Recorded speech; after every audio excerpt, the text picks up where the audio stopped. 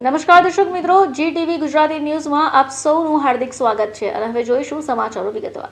આવનારા સમયમાં Surat railway station ખાતે પ્લેટફોર્મ નંબર 2, 3 અને 4નું રેનોવેશન થવાનું હોય, જેને કારણે મોટાભાગની ટ્રેન ઉધના સ્ટેશનથી ઉપડવાની છે।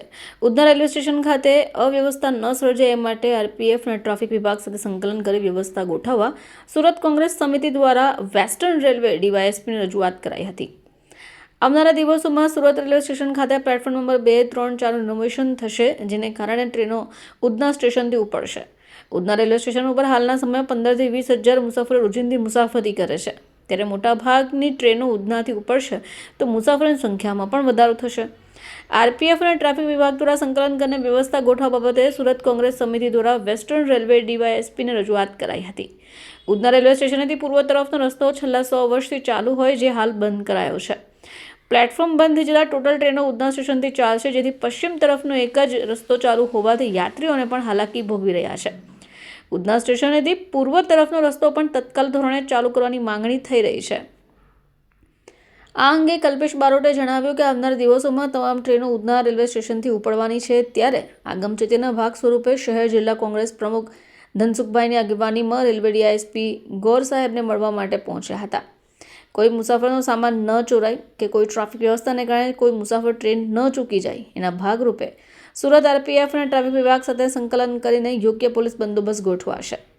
હાલમાં 15 થી 20 હજાર જેટલા મુસાફરો અવરજવર કરે છે, ત્યારે આગામી સમયમાં જ તમામ ટ્રેનો ઉધના રેલવે સ્ટેશનથી ઉપડશે, ત્યારે 1 લાખથી 1.5 લાખ જેટલા લોકોને મુસાફરી થશે। કોઈ અવ્યવસ્થા ન સર્જાય એ માટે રજૂઆત પણ થઈ છે।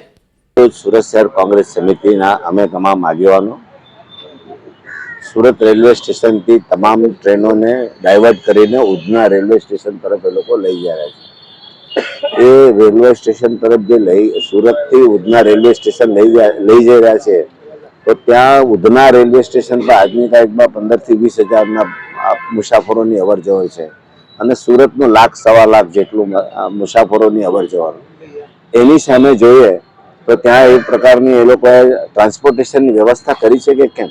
મુસાફરોને લૂંટાઈ ન જાય, મુસાફરોને પેસેન્જરોની લૂંટ ના થાય, એ માટેનું તમે શું આગોતરું આયોજન કર્યું છે? આપ જોઈ શકો છો કે સુરત રેલવે સ્ટેશનની સામે કેટલું મોટું પટાંગણ છે અને એમાં કેટલી મોટી ટ્રાફિકની વ્યવસ્થા થઈ શકે એમ છે। જ્યારે તમે ઉધના રેલવે સ્ટેશનની સામે જોશો તો એક સાંકડી ગલી છે, એમાં તમે શું કરી શકશો અને શું આયોજન છે? આટલી મોટી સંખ્યામાં લોકો આવશે તો શું થશે? અને કાલે રાતના મેં જોયું, હું ઉતર્યો તો કાલે રાતના 1:30 વાગે ઉધના રેલવે સ્ટેશન પર લાઈન બંને સાઈડ પર રિક્ષા હતી, એક ગાડી પાસ થઈ શકે એવી પરિસ્થિતિ છે। આ અમારા પોતાના અનુભવની વાત કરું છું, કાલે રાતની વાત કરું છું।